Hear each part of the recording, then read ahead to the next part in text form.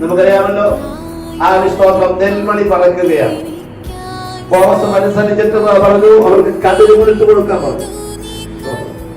ഇനി കതിര് മുറിക്ക് അതിൽ വിശ്വസ്തത കാണിച്ചവനെ വെറുതെ വിടില്ല.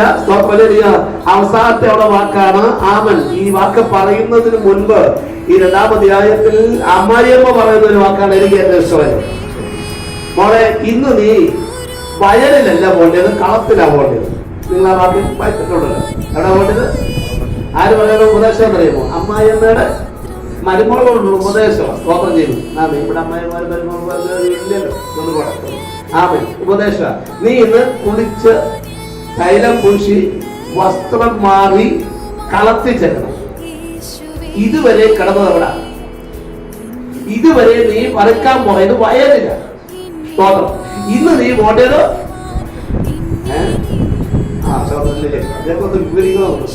ഇന്ന് നീ പോണ്ടത് കളത്തിലാണ്. അവിടെ ജപക്കൂമ്പാരത്തിന്റെ ഉടമസ്ഥൻ ആമൻ ആ കളത്തിൽ ഇന്ന് രാത്രി വരും. സ്തോത്രമല്ല. അവിടെ നിന്ന് ചിലത് പ്രാപിക്കണമെങ്കിൽ നീ ഇന്നലെ നടന്നതുപോലെയല്ല, ഇന്നലെ ശുദ്ധമായതുപോലെയല്ല, ഇന്നലെ നീ പോയപ്പോ കല്ല ഇത് പോകേണ്ടത്. അല്ലേ, ഒരു പ്രത്യേക തലത്തിലേക്ക് ചെല്ലണം. ആമൻ.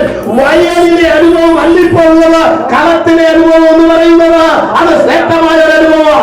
എന്നെ കേൾക്കുന്ന ദൈവമക്കളോട് പറയട്ടോ, എന്നെയും നിന്നെയും വിളിച്ചത് ഈ കളത്തിൽ വയലിൽ മാത്രം നിൽക്കാനല്ല, ചില കളത്തിന്റെ ഉടമസ്ഥതയായി മാറണമെങ്കിൽ, അത് കളത്തിലെ ചില അവൻ അനുഭവത്തിലെത്തണമെങ്കിൽ ഇന്നത്തെ അനുഭവമല്ല, ജീവിതത്തിൽ ഒരു മാറ്റം ഉണ്ടാകാനിടയാകണം.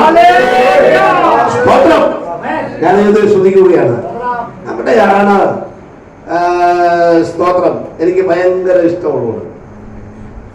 അമ്മായിയമ്മയുടെ ഉപദേശം അതുപോലെ അവിടെ എന്ത് ചെയ്തു?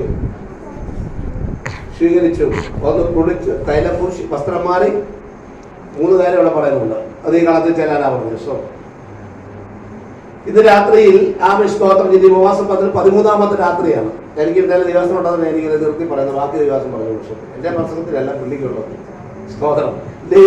അതുകൊണ്ട് നമുക്കൊരു ദാസിയായി, ഒരു ദാസനായിട്ട്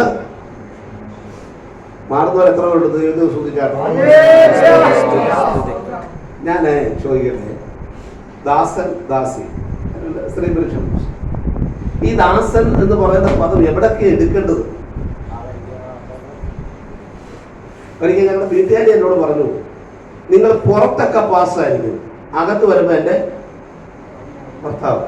ശരിയല്ലേ? അകത്ത് വരുമ്പോ എന്റെ ഭർത്താവ്. അത് ന്യായമായ കാര്യമാണ്. അത് ഞാനത് അംഗീകരിക്കുന്നു. പക്ഷേ അത് ഭൗതികം. ആത്മീയത്തിൽ വരുമ്പോഴും